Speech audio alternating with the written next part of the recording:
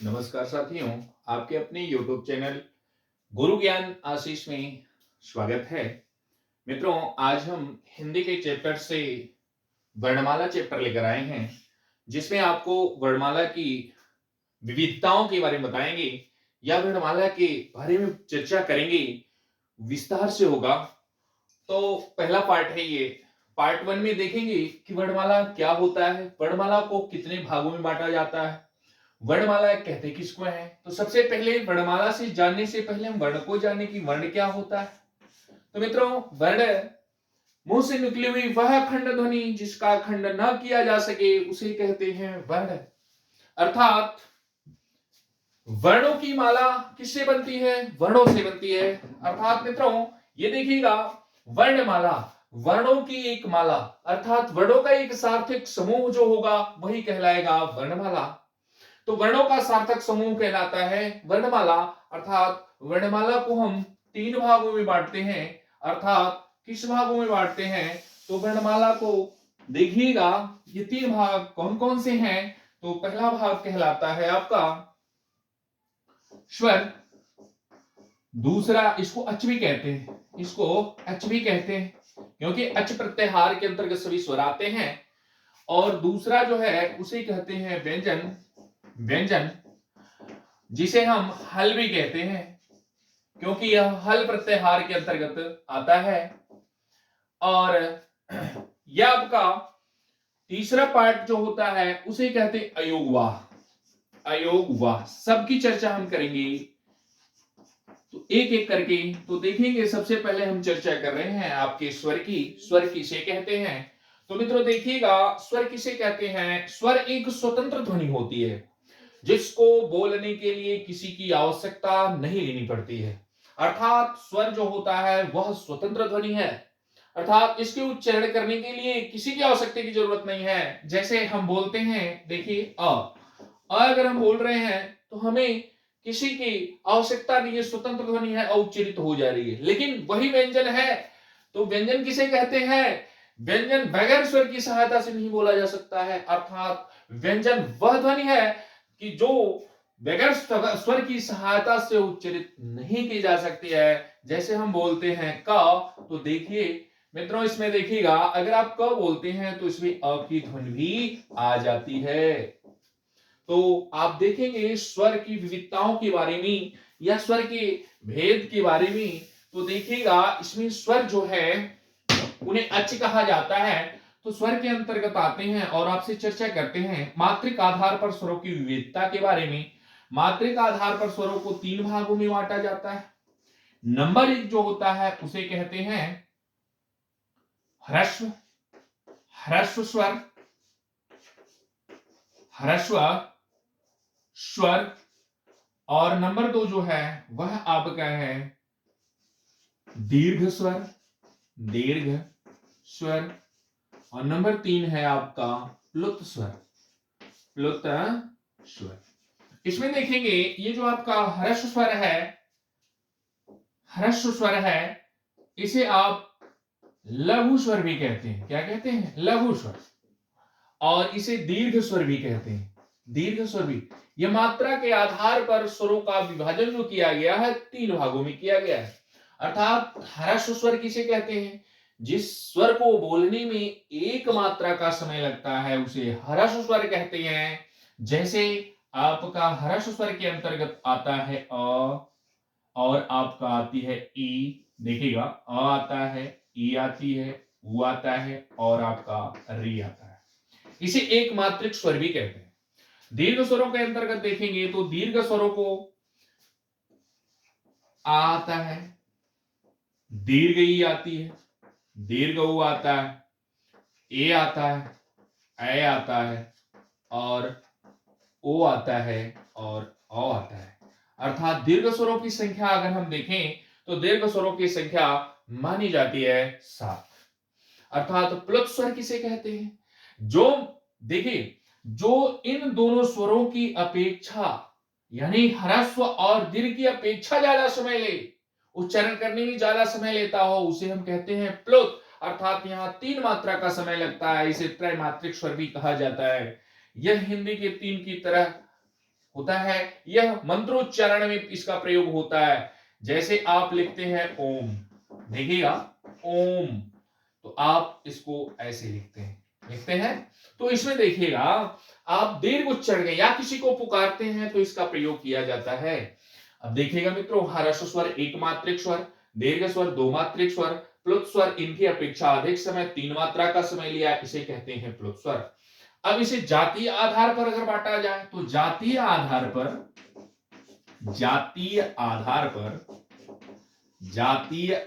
पर स्वर का विभाजन अगर आप करेंगे तो जातीय आधार पर इसका विभाजन कितने भागों में? 2 भागों में किया जाता है। एक भाग कहलाता है आपका सजातीय, एक भाग कहलाता है सजातीय स्वर, और एक भाग कहलाता है आपका विजातीय स्वर। तो देखिएगा इसके अंतर्गत सजातीय स्वर के अंतर्गत कौन कौन से स्वर आएंगे? तो सजातीय स्वर के अंतर्गत यही जो एक ही जाति से निर्मित हुई हो, अर्थात इसके अंतर्गत अ आ इ ई ये तो सजाती है ही, इससे बने हुए यानी सजातीय इससे बने हुए अर्थात दीर्घ जो हो जाएंगे, अर्थात आपका हो जाएगा आ, दीर्घ ई और दीर्घ उ, ये कहलाते हैं आपके सजातीय दीर्घ स्वर, ठीक है। और विजातीय दीर्घ स्वर के अंतर्गत देखेंगे तो आपके आते हैं ए ओ और अ। इनको एक नाम और से जाना जाता है, इन्हें और एक नाम से जाना जाता है। किस नाम से जाना जाता है? तो इसे जाना जाता है संयुक्त स्वर के नाम से। तो मित्रों देखिएगा संयुक्त स्वरों की संख्या कितनी होती है? 4 होती है। सजातीय दीर्घ स्वरों की संख्या कितनी होती है? सजातीय दीर्घ स्वरों की संख्या, तो सजातीय दीर्घ स्वरों में देखेंगे आप तो सजातीय दीर्घ की संख्या कितनी है? 3 ही होती है। अब क्यों सजातीय दीर्घ इनको कहा जाता है? क्योंकि सजातीय दीर्घ में आप देखेंगे तो ये अ का जो निर्माण हुआ है, आ का अ और अ से हुआ है, और यहां देखेंगे ई का जो निर्माण हुआ है यह ह्रस्व ई और ई से हुआ है। अब यहां पर देखेंगे उ का निर्माण जो हुआ है वह उ और उ से हुआ है। यह निर्मित होकर के ही इन्हें निर्मित किए हैं। यह दोनों मिलने युग्म होने के बाद तब इनका निर्माण हुआ है, अर्थात एक ही जाति के हुए। देखिए अ एक ही जाति के तो सजाती हुए, एक ही जाति के सजाती, एक ही जाति के सजातीय। अब इसमें देखेंगे विजाति में क्या होता है, तो विजाति में आप देख रहे हैं ये ए का निर्माण जो किया जा रहा है यह अ प्लस ई से किया जा रहा है, और यहां पर देखेंगे तो यहां पर अ प्लस ए से किया जा रहा है।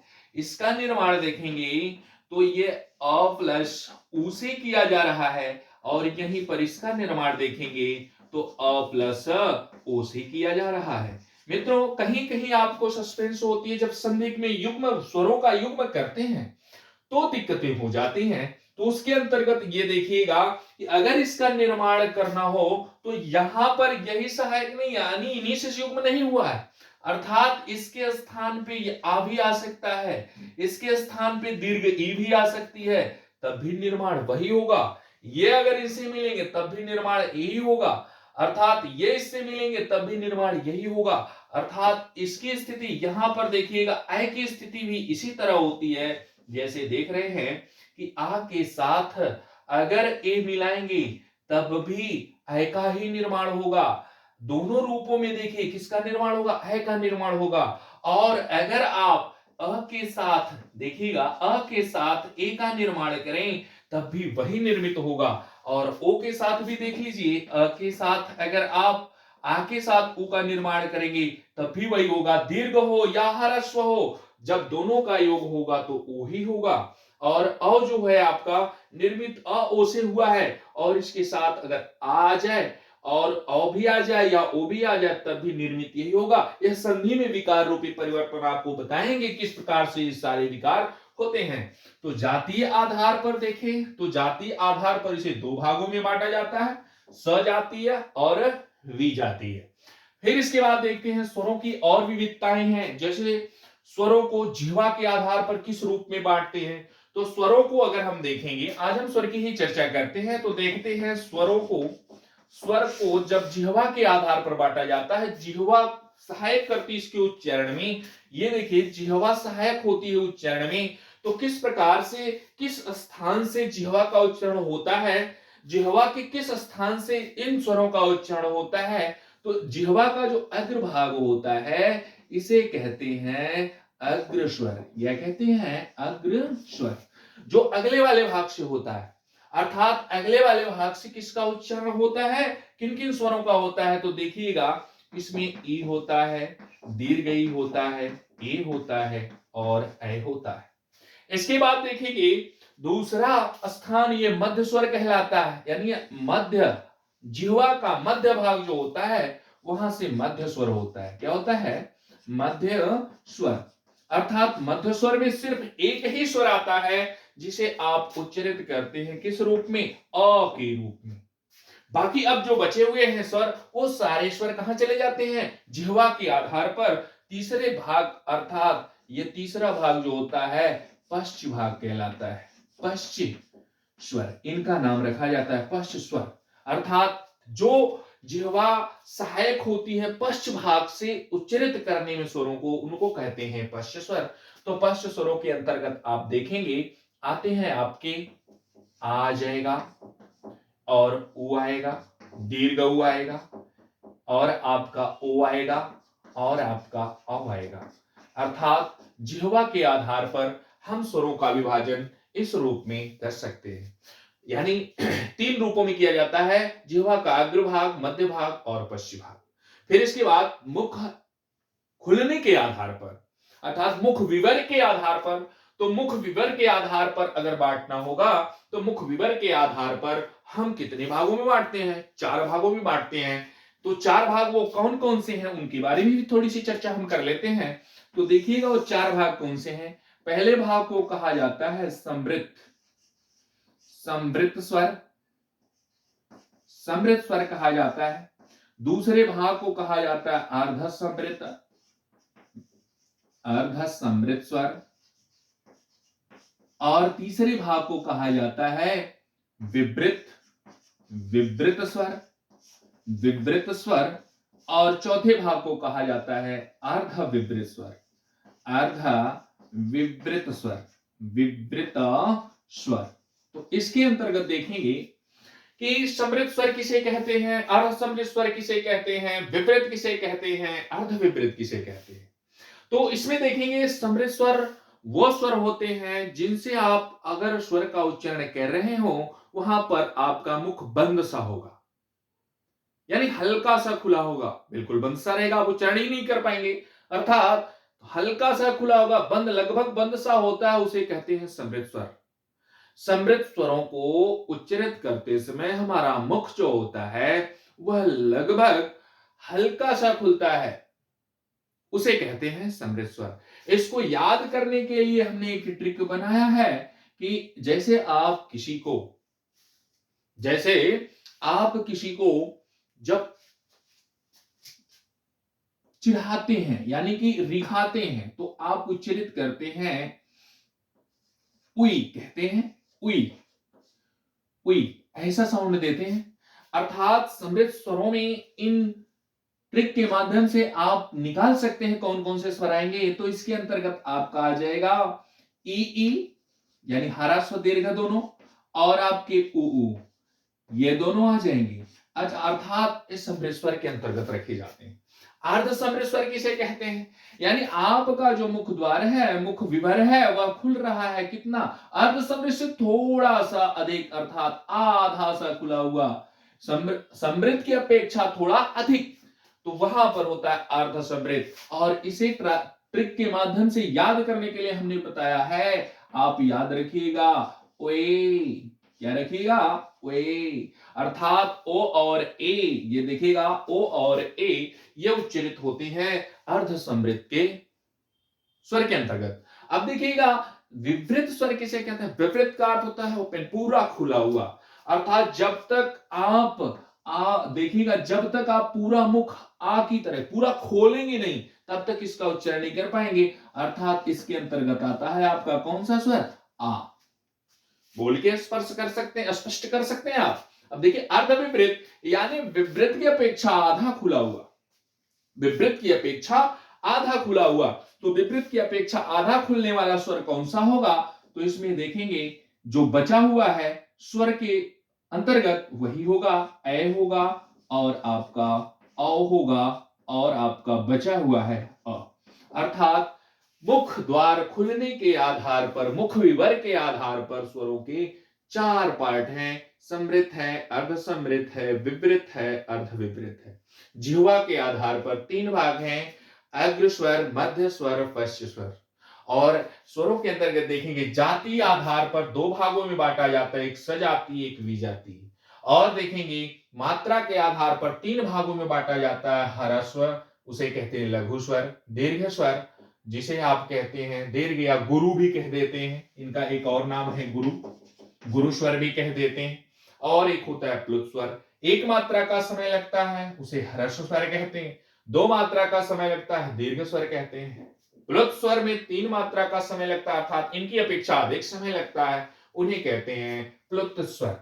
तो मित्रों आज के लिए बस हम स्वर के बारे में चर्चा कर पाए हैं। अगले पार्ट में हम लेकर आएंगे व्यंजन। व्यंजन क्या है, व्यंजन की रूपरेखा, लेकिन स्वरों की विविधताएं और जो बची हैं उसके बाद हम चर्चा करेंगे व्यंजनों की, अर्थात स्वरों की चर्चा करेंगे।